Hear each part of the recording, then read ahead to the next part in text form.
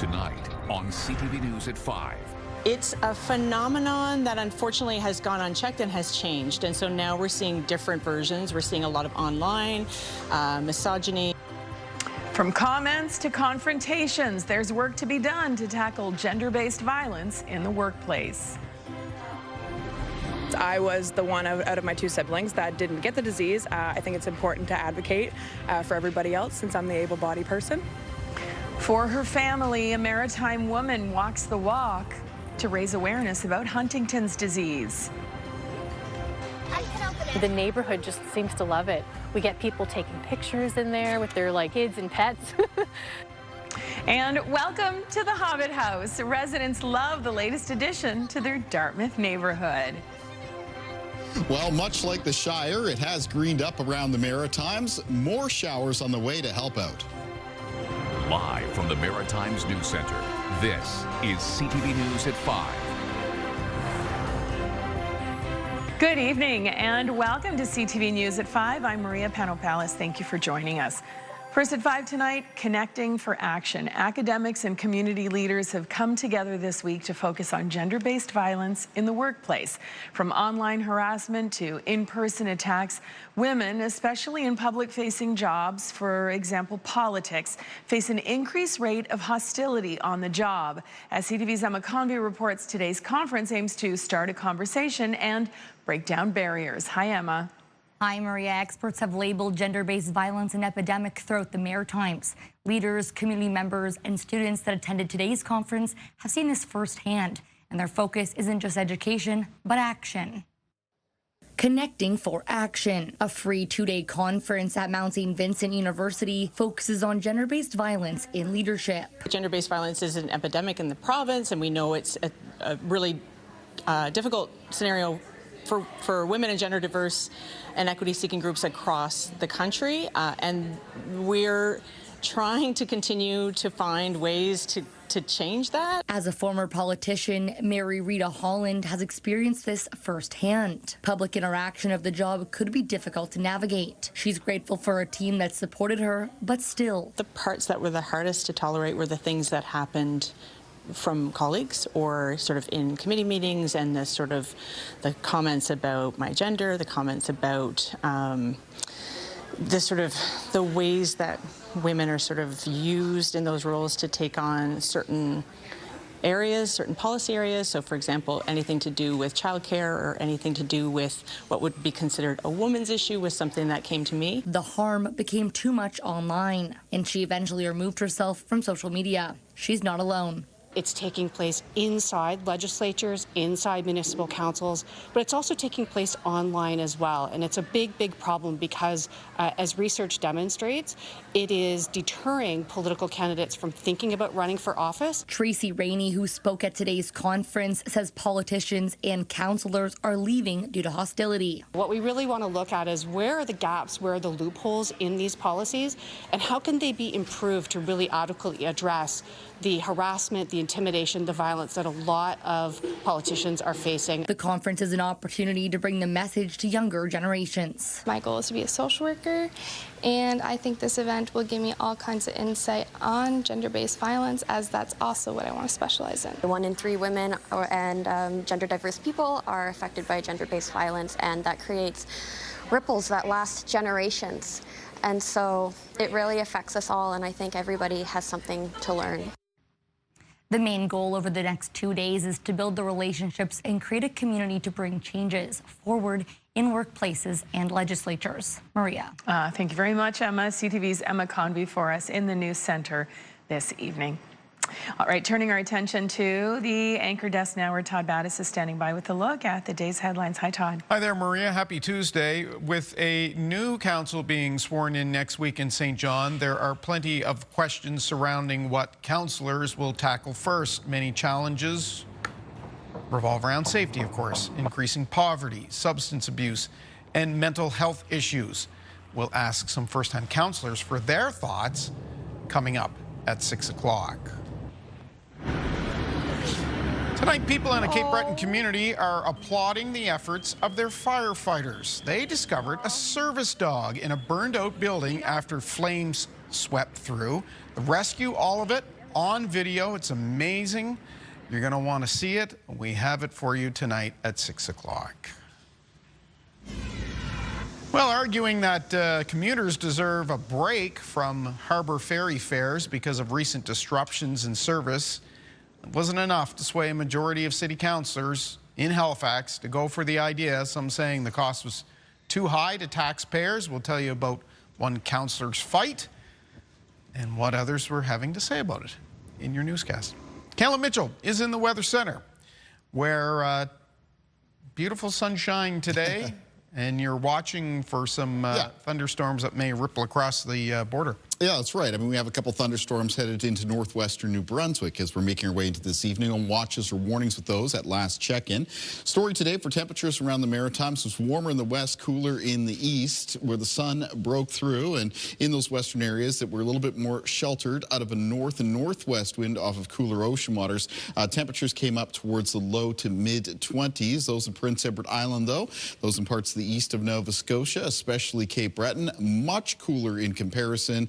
At this hour, temperatures for that part of the Maritimes sitting between 7 and 12 degrees. Here's a check-in on those winds out of the north and northwest and being sustained in a lot of cases between 10 and 25 kilometers per hour. Checking in on wind gusts, a few of those in the range of 30 to 50 kilometers per hour. The gusts will be diminishing as we make our way towards midnight. Now, over on radar and satellite, plenty of sunshine across much of the Maritimes for today. Did remain cloudier for parts of Cape Breton, and now looking up towards that northwestern corner of New Brunswick, we do have some rain and some showers making its way in out of Quebec, and with those showers, a couple lightning strikes being picked up. Now, with these thunderstorms, lightning can be dangerous at any time, so if there is any thunder in your vicinity, you want to be heading inside and waiting out this weather. You want to wait at least 30 minutes after that last clap of thunder before heading back outside. This wet weather is going to become a little bit more widespread for other parts of the Maritimes, so we make our way through tonight into Wednesday, mostly in the form of some scattered showers for the region. And I'll talk more about that when I am back just a little bit later on. Maria. Excellent. Thank you, Kaylin. We'll see you in just a little bit. Right now, time for our first break. Still to come, find out how to win a trip for two to beautiful Bermuda. Don't miss the details a little later. And coming up next, we have this story. I'm Brianne Foley in Halifax, where one Nova Scotian is walking 200 kilometers to raise awareness for Huntington's disease. We'll take the steps to tell you her story coming up tonight on CTV News at 5. A night of music, heart and hope. The RWK Telethon Tribute Show featuring Neon Dreams, Renee Smith, Wolf Castle, Ian Janes and more. Celebrate RWK patients, families and community. Saturday, May 30th at 7 p.m. on CTV. CTV and Bermuda Air want to send you on a Bermuda escape, famous for its pink sand beaches, turquoise water, and island vibes. One lucky viewer will win a trip for two to Bermuda, including round-trip airfare from Halifax Stanfield International Airport to St. George's, plus 3 nights in a deluxe water view room at Cambridge Beaches, Bermuda. To enter, go to ctvatlantic.ca or click on the QR code on your screen right now. We'll announce the winner on Friday, June 5th. Good luck, everybody. What a fabulous prize. On to our next story now. About 6,000 Canadians currently live with Huntington's disease, which is a disease that causes physical, mental, and emotional symptoms. CTV's Brianne Foley introduces us to a maritime woman who knows the impact quite well and is doing her part to bring awareness. So you said you wanted it clear right from the beginning. So the results are negative. Brianna Voss tested negative for the gene for Huntington's disease, something that can't be said for her younger brother, Connor. My father died of Huntington's disease in 2019. My little brother was around 13 when he started showing symptoms, but they were misdiagnosed. And at that age, you're changing with your hormones and everything as well. So started acting out as a troubled child, and it turns out to be those were the symptoms of juvenile Huntington's, because it's behavioral switches, it's anxiety, it's depression. That's kind of the first stage of it. To support him, she decided to raise awareness and funds by walking 200 kilometers from May 30th until June 2nd. So my brother's in a care home in Lower Sackville, and that's why I chose to walk from Lower Sackville to Amherst. So we're originally from Amherst, so it's kind of like bringing it home for my brother. For Voss, some days hold more weight than others, being the child who didn't inherit the disease from their father. It's often compared to having the same symptoms as ALS, Alzheimer's, and Parkinson's all together. Going to see my brother sometimes is a pretty big mental challenge, and it can affect me for days, sometimes weeks. Only 5% of those with the disease have the juvenile diagnosis. I think we assumed our whole lives that if we were going to get sick, we'd have at least until around our 30s to show symptoms, and having half that life expectancy was a diagnosis we did not expect. Despite not having it herself, she lives with the impact every day. He became someone we didn't know, and it wasn't his fault. But now we're stronger than ever, and that's my baby bro, and we'll always be there for him. But yeah, so it was hard for a while, but we still get glimpses of the original Connor, and we live for those. Her goal is to raise $50,000 for the Huntington Society, and Voss says for anyone willing, they're welcome to join her on the first and last 5 kilometers. Brianne Foley, CTV News, Halifax. Thank you, Brianne. And Brianna, thank you for sharing your story, and what a wonderful thing you're doing to raise awareness. It's working. She'll have some cloudier and cooler conditions to start her walk. Oh, okay. She will need to be prepared for potentially some rain on the Sunday and a chance of showers on the Monday. Okay. Looking out conditions today, though, around the Maritimes was mostly a mix of sun and cloud. Looking out here at East Pennant in Nova Scotia, sun breaking through there, and I'll have more on the forecast after the break. It's a team atmosphere. It's about all the boys doing well, not just yourself, so it's a lot of fun that way. And the hills and everything else. Grinders course. Oh, he's booting it there. This is Hudson Grimshaw Surratt, originally from Yarmouth, Nova Scotia, finishing the 17th and final leg of this weekend's Cabot Trail Relay Race in a course record time along the main street of Bedeck. The 36th annual relay race began Saturday morning at the Gaelic College in St. Anne's. Known for costumes and camaraderie, the event took more than 1,200 runners and volunteers around the Cabot Trail, including up and over Smoky Mountain into the sunset, coming down North Mountain through the night into Shetty Camp and the Margaree Valley before wrapping up 298 kilometers later Sunday morning in Bedeck. This year's overall team winners were the Maniacs from New England, their 14th time winning the event. The top female team was the St. FX X-Women, past and present, and our own Ryan McDonald and his friends on the Cape Breton Roadrunners took home the Masters title in the 40-plus age category. Congratulations to everyone. Way to go.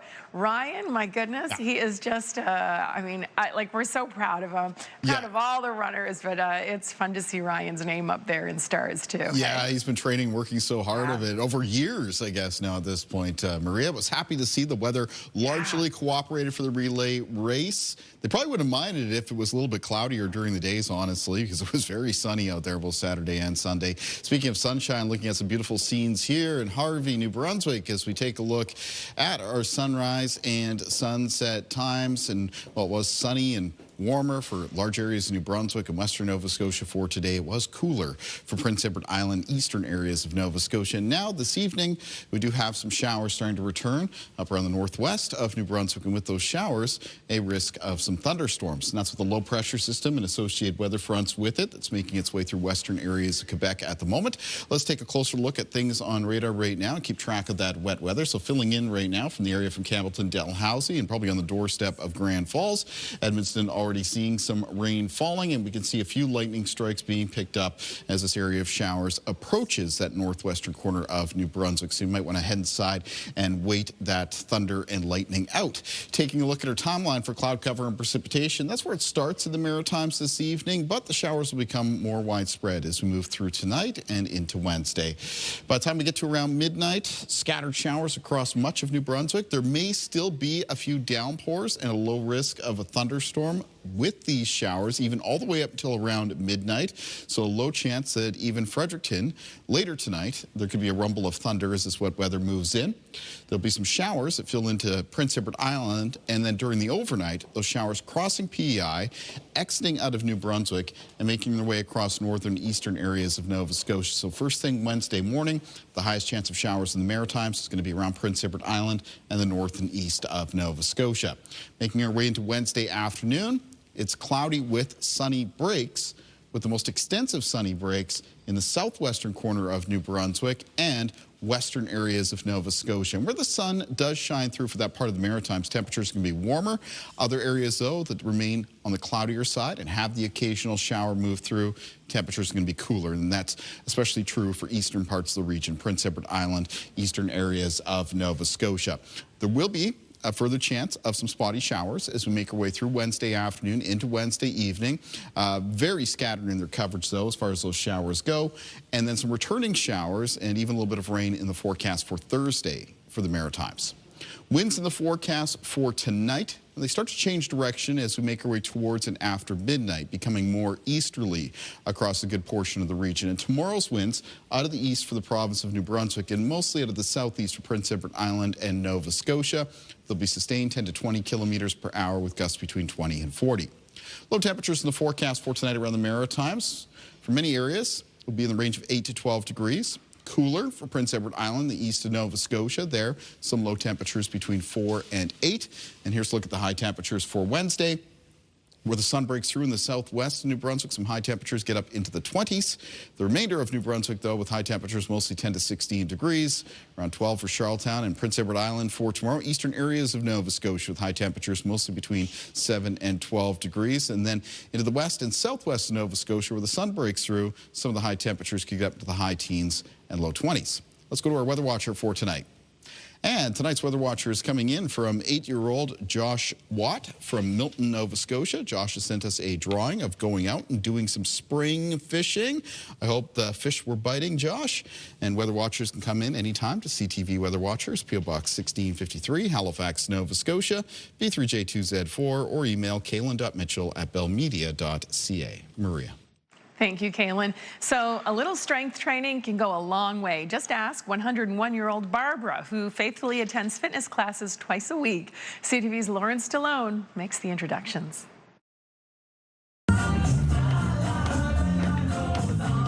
Barbara Clark is 101 years old. I've always been active.